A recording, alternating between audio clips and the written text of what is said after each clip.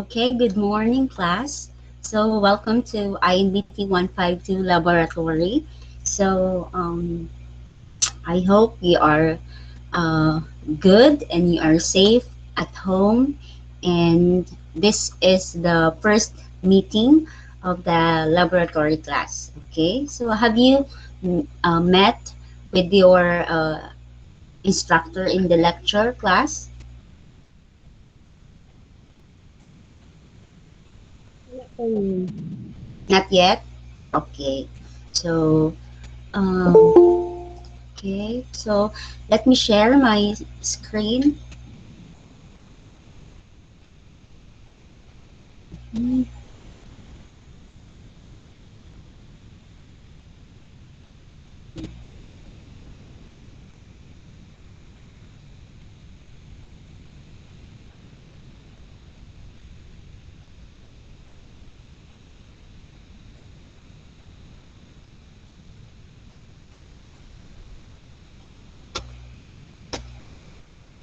Okay, so can you see now my screen, class? Yes, ma'am. Okay, thank you so much for responding.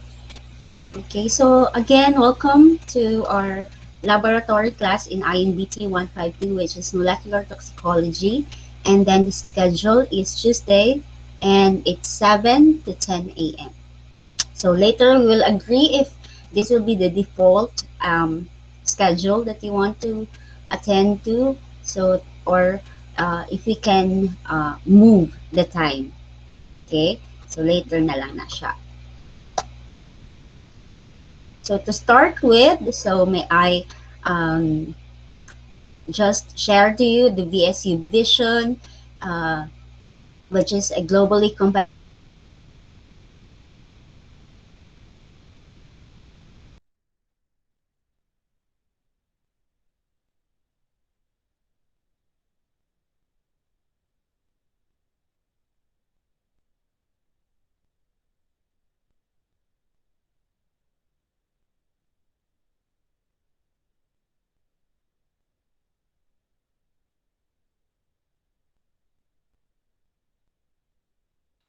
Excuse me, ma'am. Dili madungog imong tingog, ma'am.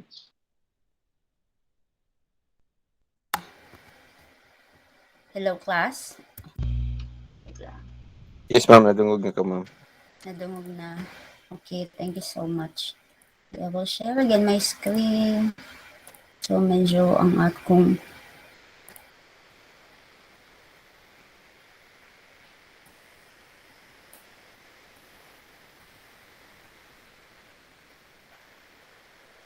okay, class. Can you see my screen and can you hear me? Yes, ma'am. Yes, ma'am. Okay, Yes, thanks. ma'am. Again, this is the VSU Vision, a globally competitive university for science, technology, and environmental conservation. So, as an individual, you will graduate to be globally competitive, ready for the world of the global arena, which in every area, whatever areas that you will take in or you will join. It could be in the business world, it could be in the academe, it could be in the medical science and in the research or graduate studies. Okay, that's the VSU vision for you and for all the faculty and staff and others. Okay, and then the mission of the VSU is the development of a highly competitive human resource, cutting edge scientific knowledge and innovative technologies for sustainable communities and the environment. So you are being developed to be competent human resource that could be of help with the men and women that are in need so that we can really help the marginalized persons so that they can really benefit to the technologies that you will be soon developing, or if you are in the academe or in the research, so your beneficiary will really be the farmers in other sectors and of course, the agricultural sectors as well. So that's how we are being developed here in the university as an individual and as a group, since you are a biotechnologist. So yeah, you have a great future ahead. Um, since this pandemic occurred, uh, the biotechnology course is really in demand and very it's really in booming, no, because of this pandemic that we are experiencing. So always remember, guys, that biotechnology is really a futuristic technology. So it will prepare us for another pandemic. So if you are really passionate in research, ganon. So yeah, you have to be inspired in pursuing your course. Okay, I think the quality policy, the goals and the VSU. You can check that in the VSU website so that you will have a deeper understanding of what is really the core values of the VSU. Okay, so I would like to introduce myself as your instructor. I am Sarah Jean Sosogano, and then I think that majority of you are also my students in InBt151. So I've already met you last week. So in the lecture, so here I am again. I'm your instructor for the lab. Um, my consultation hours is TTH 8 to 10. So I graduated BS Biotechnology last 2013. And then after that, I worked at the Philippine Root Crops Research Training Center as an research assistant. Then after 3 years, I proceeded my master's degree in molecular biology and biotechnology in the University of the Philippines, Los Baños. So last year, thankfully, I graduated in UPLB. So I am a pandemic graduate. So it was hard, it was overwhelming, it was worrisome because you are finishing your thesis, your manuscript, and at the onset of the pandemic. So, but by the grace of God, uh, their perseverance, prayer are just the key in order to finish your studies. And in the same way that you will also finish your undergraduate course, um, with your perseverance, with your grit, and with your diligence in this whole duration of the pandemic. I don't know, we don't know when this pandemic will end because there are still many mutations that will take place with the SARS-CoV-2 virus. So yeah, so we do not expect this to end next year or in the next 2 years. So let's see, let's just hope and pray na this we will go through with it. We'll just adjust and be resilient in this new normal, no? So that is why there's still no face-to-face classes for the lab. So it's just a virtual lab. So you will expect that I will discuss to you with the videos from the YouTube, and also the I have will also give you many data that you should analyze and discuss lang. So it's a gathered data already. So yeah, and that's my role as an instructor. So to give you a brief information about myself, I am a biotechnologist, a researcher, a teacher, a dancer, a sports enthusiast, and lastly, I am an island girl. So I was born and raised in Bantayan Island, Cebu. So um, yeah, it has been 1 year and a half. I haven't gone home yet. So I hope and I pray that I can go home on December. So you are blessed that you are at home and you can still study there and you are with your family. So it's really nice and comforting that in the midst of pandemic, you have your family. So value your family. Okay, so I think that's it. That's all about me. And I know that there are some of you that have not attended the meeting with my INBT 121 class, in which some of you were not yet, uh, some of you I do not know yet. So it's time to, it's your turn to introduce yourself naman.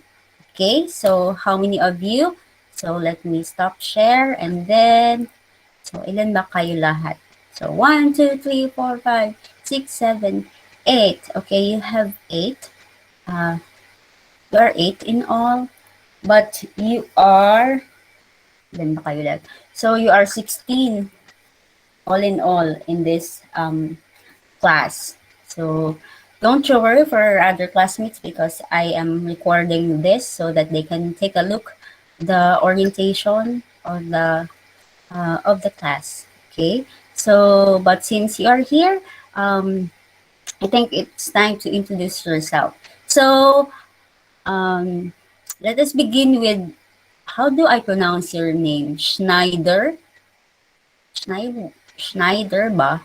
Yes, ma'am. Okay. Schneider, ma'am. Yeah.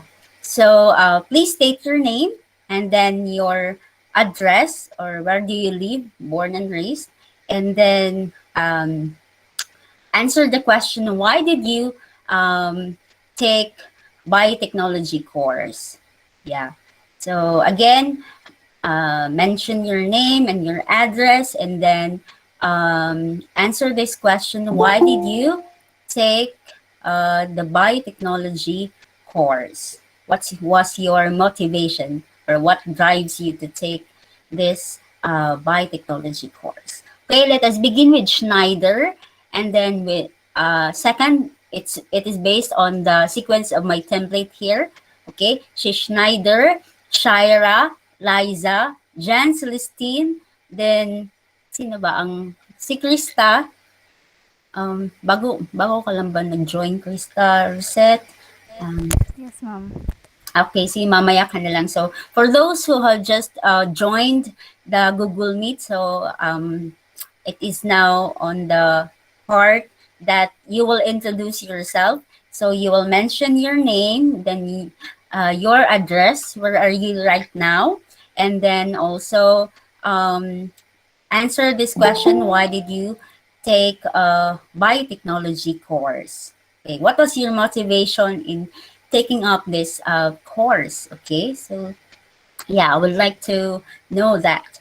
Okay, so yeah, so let us begin with Schneider, Shira, then Liza, Jan Celestine, then si Mizuki, and then Jasmine, then Marielle. Then for the others na lang to those who just joined the Google Meet. Okay? So, Schneider, it's your turn. I will give you now the Okay. spotlight. Uh, Good morning, ma'am. Good morning, classmates. Hello. Good morning, ma'am. Good morning, classmates. My name is Schneider Vida. I'm Mm. from Merida, Leyte. And why did I choose biotechnology as my course? Because biotechnology was a great career for me. Because when I was a child, I really dreamed to be I really dreamed to be a scientist. Then right now, right now, this pandemic, I realized that many of us or people is really in need of biotechnologies because without biotechnology, vaccine would be made, and that's why it drives me to become a biotechnology biotechnologist. That's all, ma'am.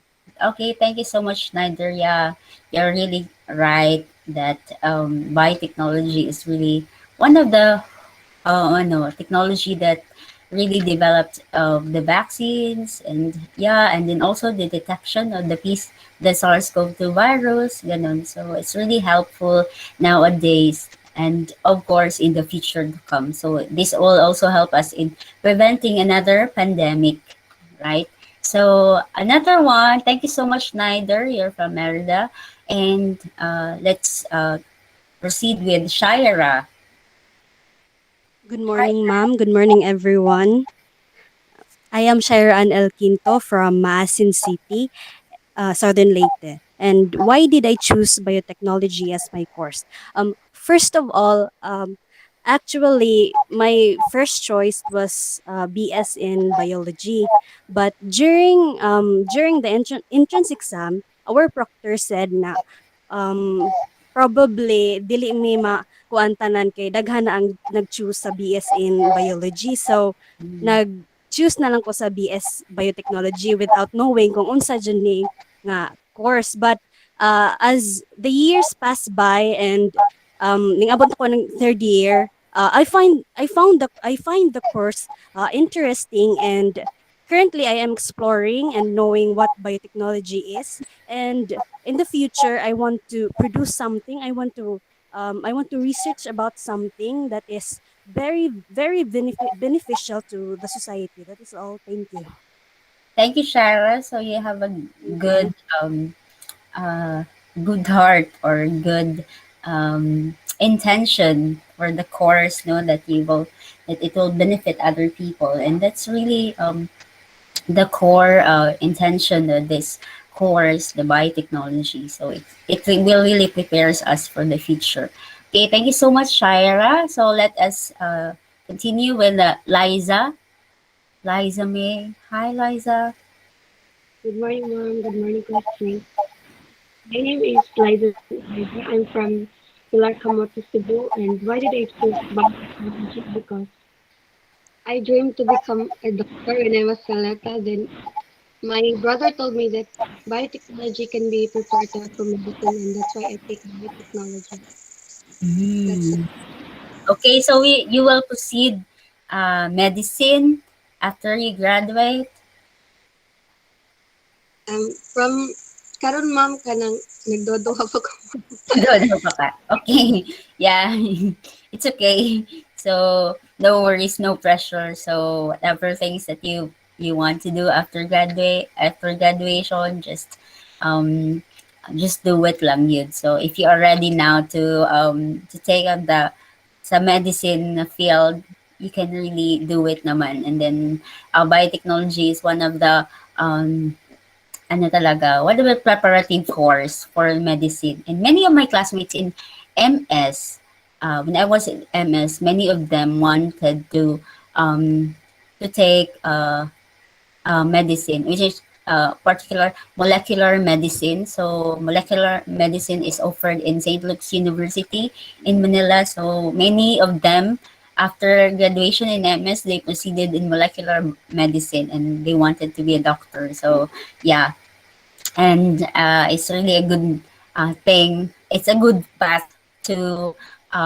take in. So for them, so and others also they proceeded with the academe and yeah, and one of those that who wants to go to the academe. So that's why I'm here. Yeah, and then thank you so much, Liza. And then how about Jan Celestine? Hello, ma'am. Good morning, Hi. classmates. My name is Jan Celestine Awarcas, and I'm from Pangangan Island, Calapi, Bohol. Mm, And why did I take biotechnology course? Because it's unique. I want to try something unique, and it's cheaper than medical technology, and it's a good preparatory course. If I want to proceed no medicine soon. Yes, that's all, ma'am. Okay, so thank you so much, Jan Celestine. Okay, so how about si Mizuki? Hi, Mizuki. Good morning, ma'am. Good morning, classmates. I am Hello. Mizuki Mosquito and I'm from Hindang, Leyte. I took biotechnology because I was inspired by my cousin who introduced me with the biotechnology course and told me how it can help to sustain the world. Now I wanted to contribute for the betterment of the society by making relevant products and research. Okay, wow, that's a good intention, Mizuki. May I ask question, Mizuki, if you are Japanese? Are you Japanese? I'm half Japanese, ma'am. Ah, okay. You're half Japanese. So that's why it's your name, Mizuki Mosquito. Okay, thank you so much, Mizuki. And let's proceed with Jasmine. Hello, good morning everyone. I am Jasmine Amandres from Maasin and I took this course. It wasn't what my choice. Yeah, Kanang okay. I didn't initially choose this course. I just copied what my classmates took during the exam because I was late, so I took the exam late in the afternoon. And so yeah, I did. And now my motivation for continuing in this degree program is that I realized, that this degree program is underrated na bisag si like it's a necessity in this technology driven na world and how unpopulated we are nga daghan ang ning pasar pero gamay ra mo enroll and then gamay ra jud mo lahutay. So, yeah, that motivated me nga to do well and then be an asset in this field and to do something for our environment. Thank you. Thank you, Jasmine. So, yeah, there are also students physical that it was not their first choice. They just landed in the biotechnology course, but then they find it very interesting. So that they just proceeded, and they're really graduate, and they are doing well in their career in the path they took. So I guess that you will also do the same, Jasmine. That you will really be doing well in the here in while you are studying and also in the near future. And I think all of you naman. Oo. So for those who just joined, it's already we are now on the part that you will introduce yourself. You will state your name, then your address, where you are right now, and then also you have to answer the question: Why did you take up the biotechnology course, or what was your motivation in taking up this course? Okay, so let's proceed with Marielle. Good morning, ma'am. I am Mariel F. Bandalan from Baybay City. So I see biotech just like you as a futuristic course. And initially, I was actually torn between biology and chemistry, and so I just took a mixture of both. So what I landed in biotechnology. And what I like about the course is that it promotes innovation while not neglecting sustainability, and so that's what keeps me going because I feel like that's where I'm headed to in this field. That's all, ma'am. Thank you so much, Marielle. How about Krista? So it's your now Krista Abime. Good morning, ma'am. Good morning, everyone. I'm Krista Abame B. Moral. I live in Albera, Leyte. Mm. Why I took this course, I was just influenced by my friend since I really wanted to take um, another course. But since biotechnology is also aligned with medicine, I also find it interesting. So, padayon lang sa biotech. That's Yeah, all. very good. So many of you here are planning to take medicine, no? After you graduate or after many years, if you really had that the chance and the opportunity talaga to proceed. Okay. Next naman, ang iyang kapangalan, si Krista Rosette. So, dalawang Krista tayo dito. Si Krista Rosette naman. Sige. Hello, ma'am. Hello. Uh, I am Crista Rosette Elmido. I'm from Abuyog, Leyte. Why did I choose biotech? At first, I just wanted to took a pre-med course, but later on, I learned that the career opportunities in biotech is limitless, and I find biotechnology amazing for sa mga innovation na ilang na-produce. Maura. Thank you so much, Krista. And how about si Adrian? Adrian. Adrian, ma'am. Adrian. Good morning, everyone. I'm I'm Adrian Cabatu from Inapacan, Leyte, but I'm currently residing at Baybay City, Leyte. Looking back, actually, my first choice is BS in bioengineering with a goal to help the people with disabilities.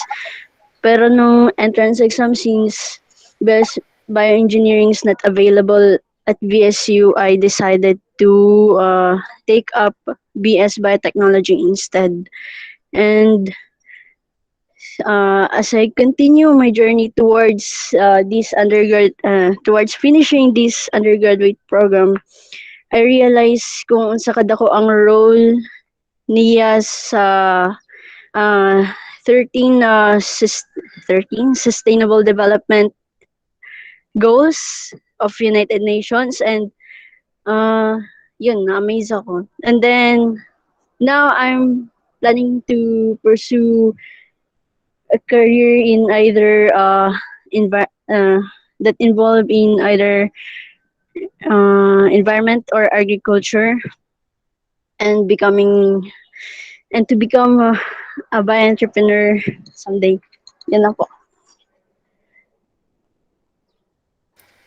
Thank you so much, Adrian. And let's proceed with Rashid. Hi, Rashid. Morning, ma'am. Good My morning. name is Rashid Estang Leon. I live in Barangay Cogon, Baybay City, Leyte. I took biotech because I love science and I love the study of biotechnology and its practices. That's all, ma'am. Okay, thank you so much, Rashid. So, Rashid, may I ask, how are you related with Rabbi Kang Leon? Si Koan, ma'am. Kanang ako, kuya. Okay. Yeah, because he studied also in UPLB. So, yeah, I knew him. Yeah, that's why your surname is quite familiar. Thank you so much, Rashid. So, the last, let's proceed with Jaya.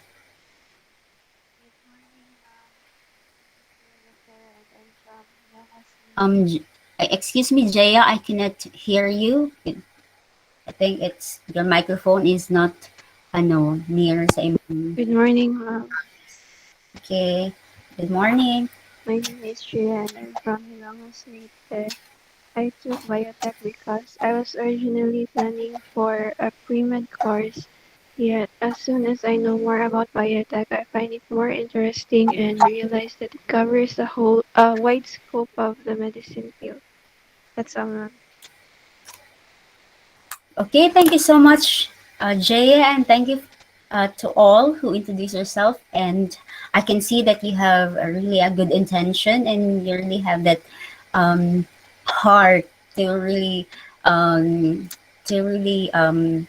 finish your course because your motivation is more about uh, uh, more than yourself. So your goal is for the society, for sustainability, and it's a good motivation for all of you. And I hope that when the going gets tough, so you'll remember all these motivations that you have. You'll not stop.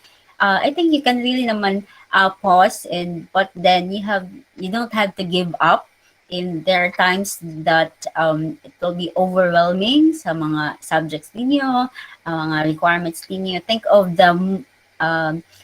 of your goal or think of your motivation. Why did you uh, take this course? So it will really make you continue to do this, to accomplish your lovely course, ganun. So yeah, and I can really see that um, you will be doing good in the future. So, by God's intervention and will, if it's really meant for you. Okay, thank you so much. And I will now continue with the orientation of the course. Okay, I will now share my screen.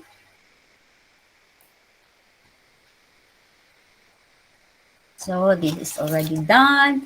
So, okay, for the course information, so I will not dwell on the lecture part, but really on the lab part lang. So this is the InBt152, which is the course code.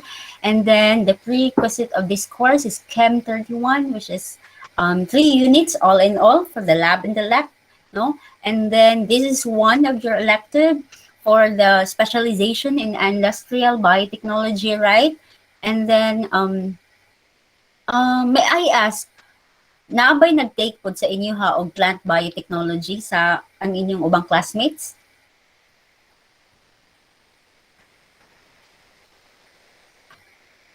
Naabay plant biotechnology nga Sa especially major, ma'am. nga ni-take kay wala mo pud sila ni-take anin. Oo, major or No, ma'am, kay pa mi ka sa ma'am, anak, ma'am. okay. Kaya ang inyong other classmates ba nga ni-take ang specialization ng plant biotech? Namoy na ilhan?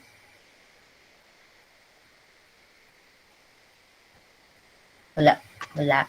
So, okay, let's now proceed. Anyways, it is for the lab, it is 3 hours per week, which is Tuesday, 7 to 10. And the course description is the biochemical mechanisms of toxicity or the toxicological techniques. So for this lab schedule, so the default schedule of our class is Tuesday, 7 to 10 a.m. Now, I would like to suggest that we will move the time if it's okay with you, or if you have a common time for this, na we can move this ahead, 7 to 10 a.m. Pwede po nga 10 to 1 or 1 to 4. Now, kung okay ra ninyo, so, I will begin with 10 to 1. Okay ra ba na ninyo nga we will move this at 10 to 1, which is Tuesday?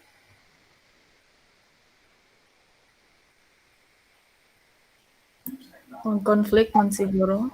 Conflict. Conflict. How about 1 to 4? Wala, kwan pod.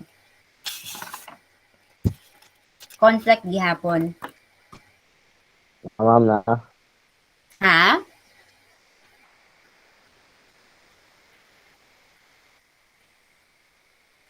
I want to 4. Na ay classic. Na-vacant mi ana, ma'am. 1 to 4? Yes, ma'am. How about the others? Oh, dili. Wala. Dili. Naaming klase, ma'am. Klase, ma'am. Okay. May So, klase. since 7 to 10 a.m. So, default na lang gini natin uno nga 7 to 10 a.m.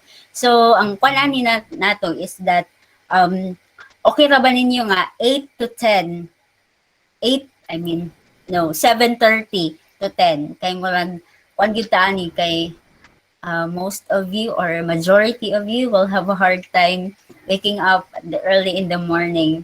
Pero anyways, we will try this 7 to 10 a.m. kung wala na dyan laing schedule.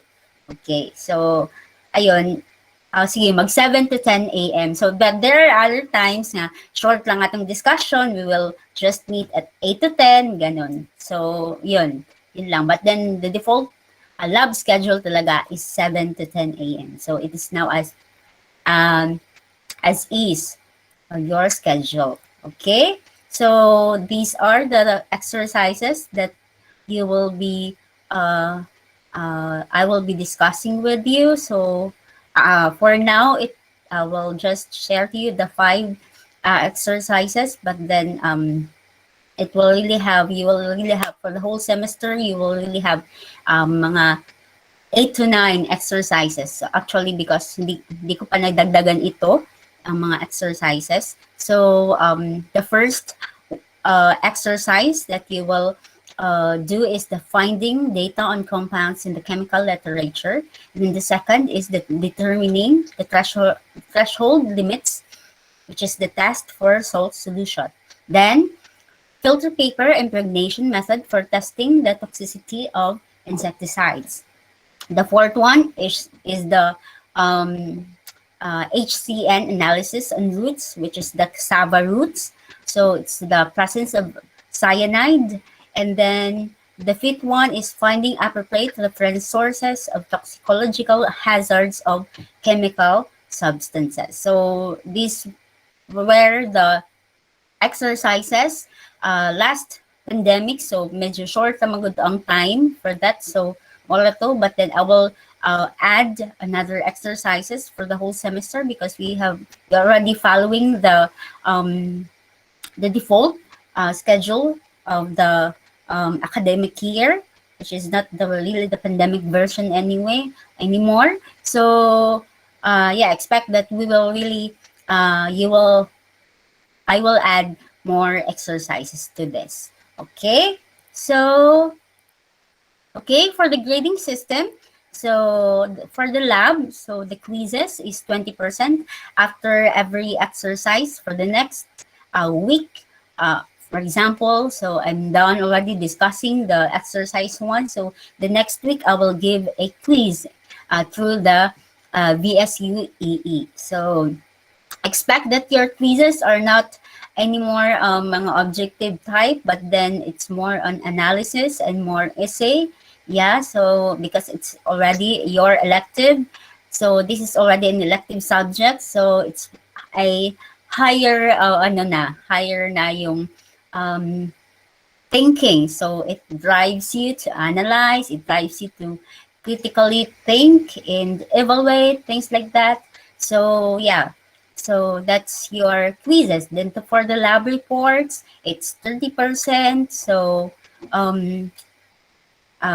later I will give you the policy for the deadline for this, and then we'll have also term examination, which is 35%, one for the midterm and one for the final term. Okay, so and then for the project is 15%. So this project, it could be term paper. So may maraming term paper kayo na gagawin for the whole semester. Ay, ano lang, dalawang term papers lang for the midterm and the finals. Okay? So, next, for the guideline for the submission of your lab report, you must follow this format of your lab report. Okay, first is the title of the exercise. You'll have to give an introduction about the exercise, then the objectives, then the methodology, which is in paragraph form, and then the results and the discussion. So I will give you a assumption assumed data gathered so that you will discuss, but I will also discuss it with you in the pre-lab, so that you will just you'll have a wide scope understanding of what is it all about. And then after the results and the discussion, you will have to answer the guide questions, and then the conclusion and the recommendation. Okay, so your lab report must be encoded with a specific font style and size. It should be Times New Roman, and then it's which is 12 in size.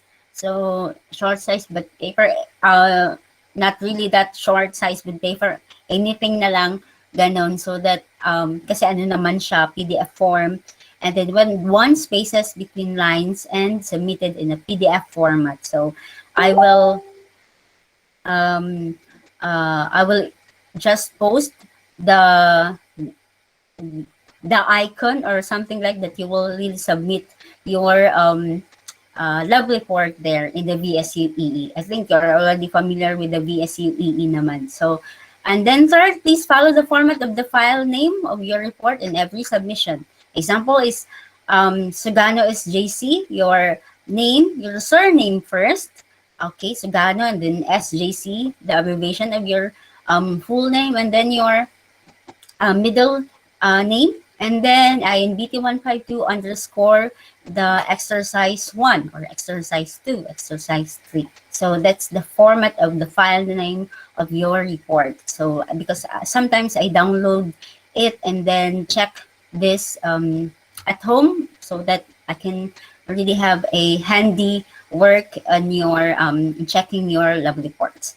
Okay, and then fourth, submit it on the VSU EE. And then the deadline of your lab reports will be 2 weeks after the discussion of the exercise. Okay, it should be 2 weeks. Okay, and then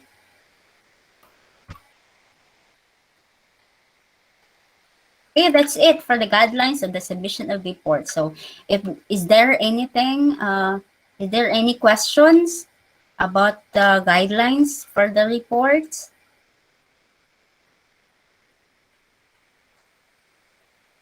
Mag-send ka og kaning ma'am kaning guidelines murag soft copy na mo. Yes, I will post this on the VSUEE, the PDF form of this orientation. Okay, ma'am. Yes, Thank so you. that you will visit this from time to time, di mo makalimot. Okay. So wala na, so none. So I will now proceed.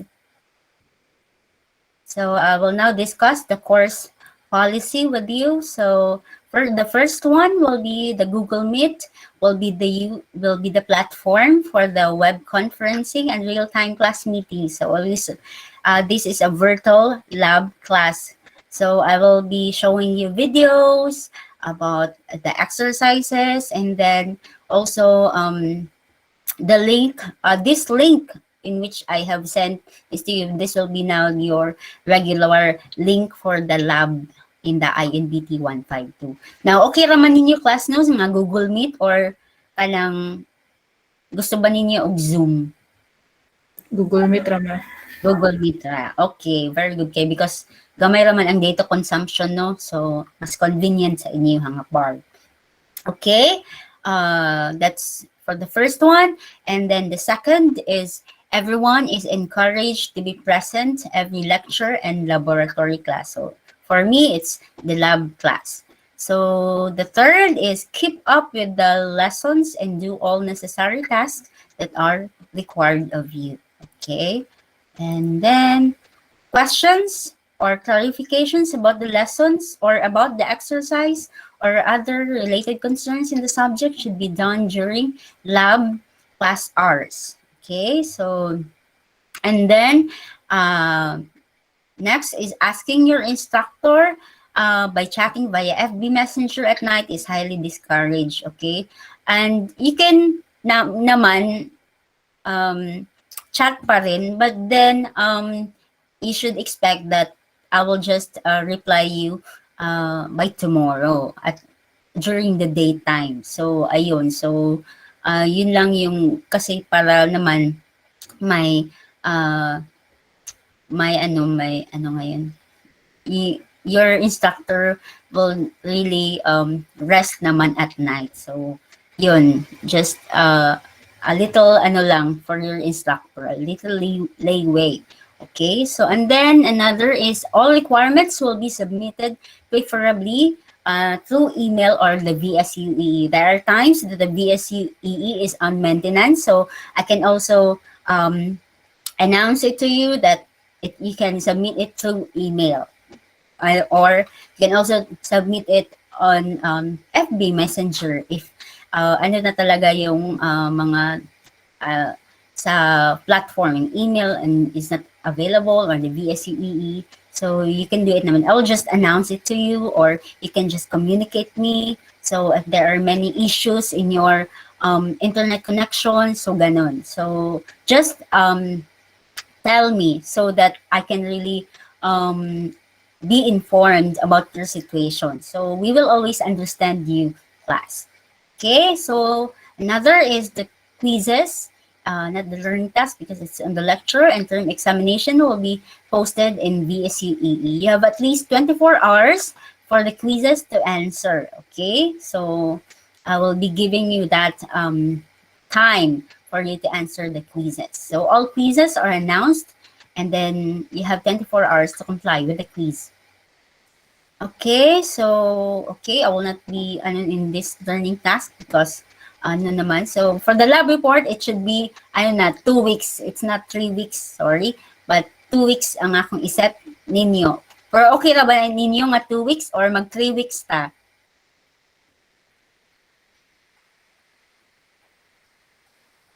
Class?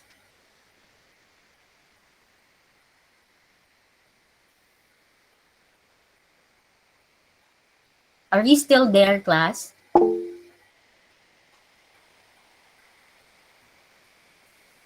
Yes, ma'am. Okay ra ninyo nga 3 weeks or 2 weeks? Sige, 2 weeks lang gang 2 weeks na Ikaw, lang. ma'am. Ha? Ikaw, ma'am. Sige, 2 weeks class. Okay? For the InBt151, it should be 3 weeks. But for the InBt152, it's 2 weeks. Para naman may layway mo pa. Dili kayo mag-cram submit sa inyong mga lab report. So, because I'm handing you also sa InBt121 lab. So, yeah. So, marami kayong lab reports na gawin. Yes?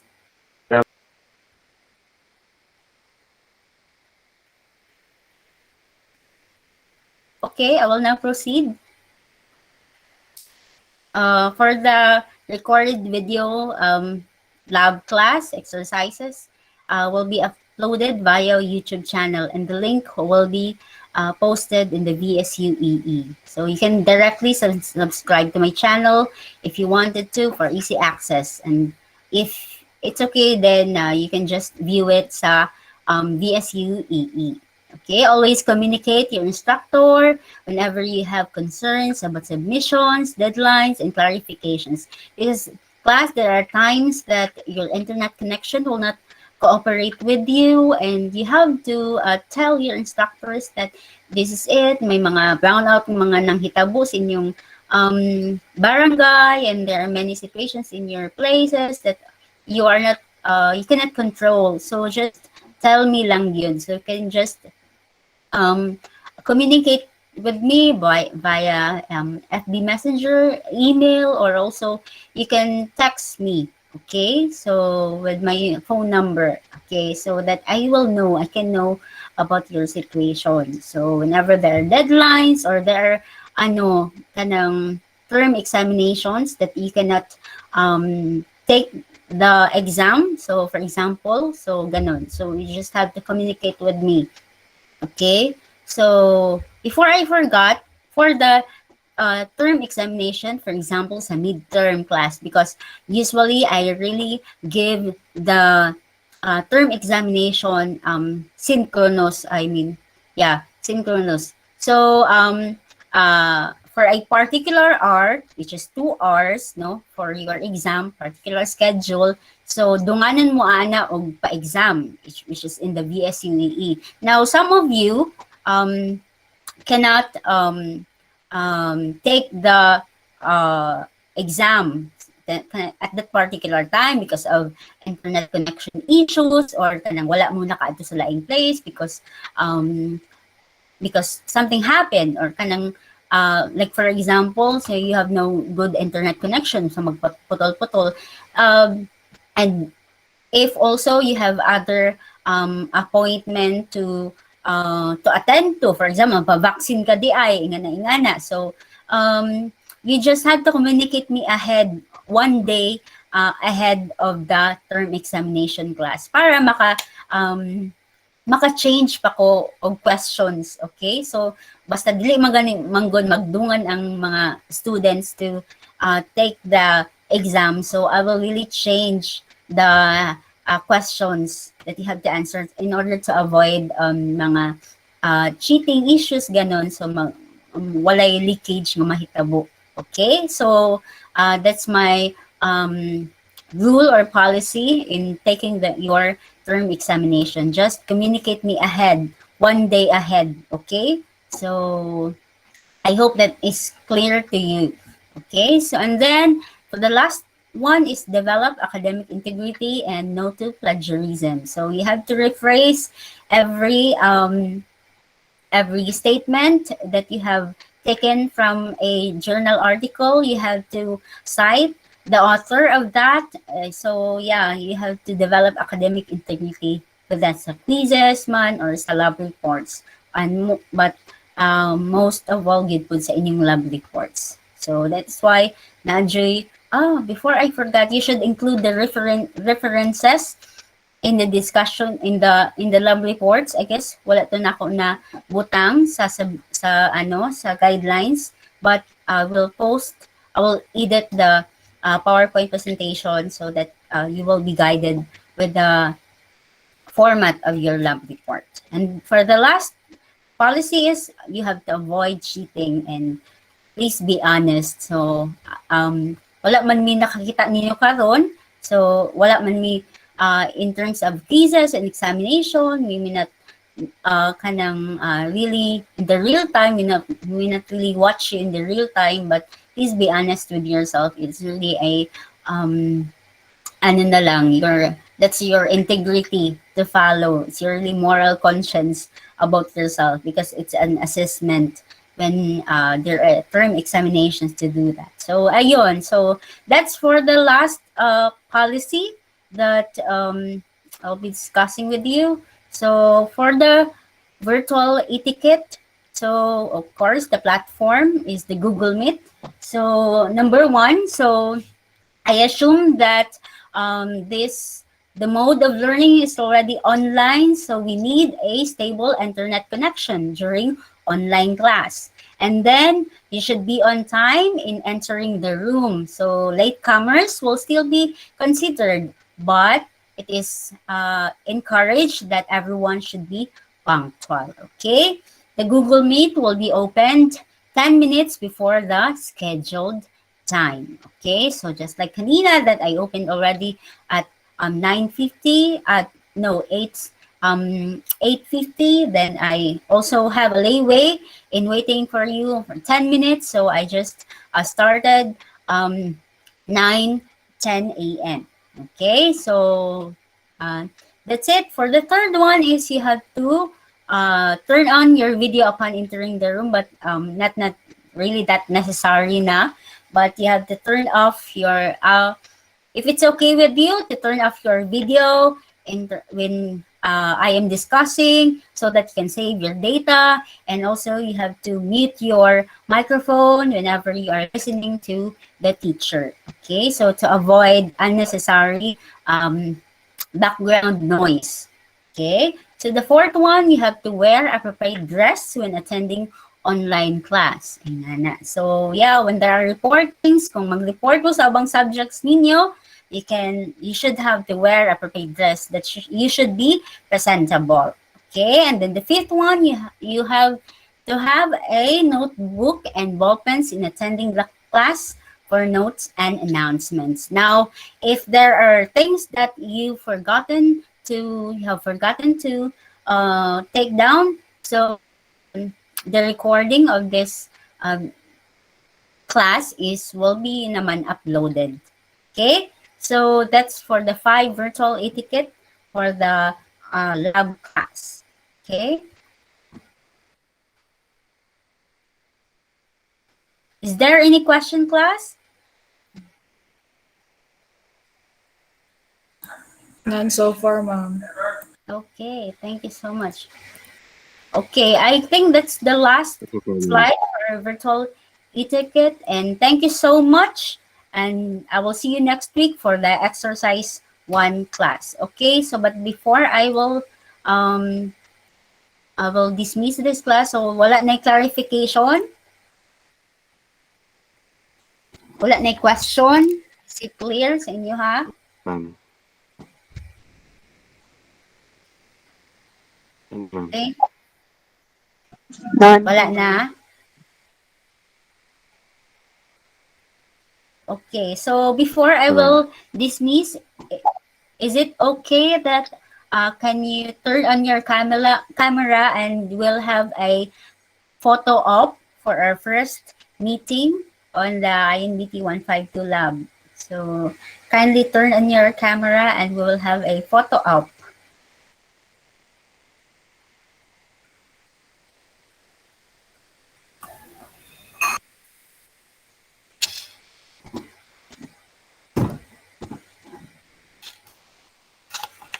Okay, so we have what's Jaya. Adrian, then Mizuki.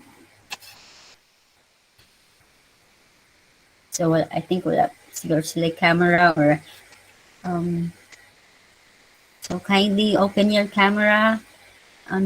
Schneider, Jaya, Adrian. Okay, and last na lang kay si Adrian.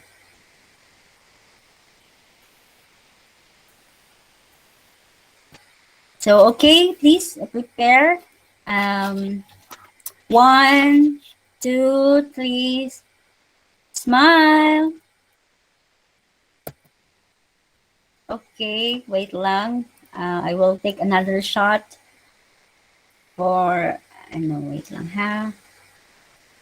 Mga,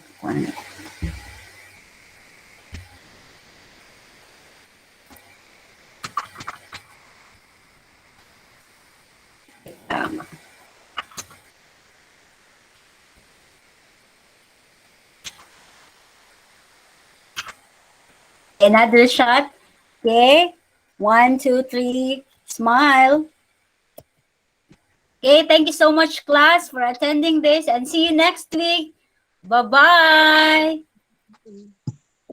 Bye Bye, bye. Ma'am. Bye, ma'am. Thank you, Thank ma'am. you. Thank Bye, you, ma'am. ma'am. Nice meeting you virtually.